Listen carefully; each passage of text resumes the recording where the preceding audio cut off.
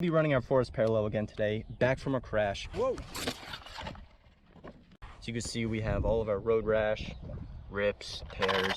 Now I'm gonna have to invest in a new body. This one is absolutely done. So we're gonna see what we can do today. Hopefully we'll do this quick.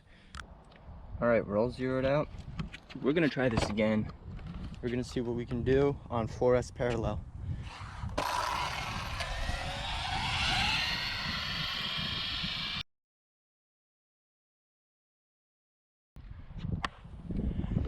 All right, here we go.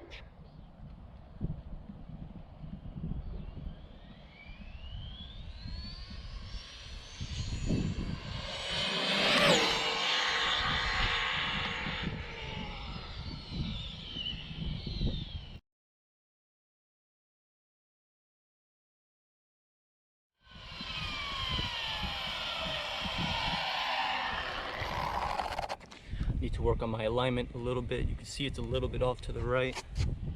Same thing with this. Damn! 124 miles an hour. 124. Wow. That's exactly 200 kilometers an hour. And wow. As you can see, I'm preparing a new body because this one's kind of ripped up. But as you can see, we have a totally new setup.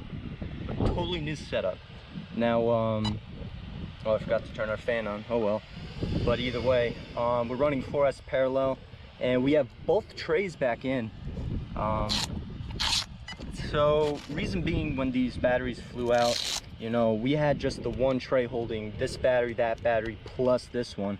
You know, the weight of all the batteries, when this thing crashed, it just ripped out of the original straps, which was ridiculous. I had to replace the straps.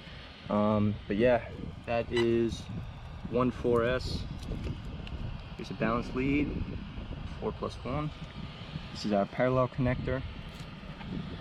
Other parallel connector leading to another 4S. This is our 1500 milliamp 3S powering.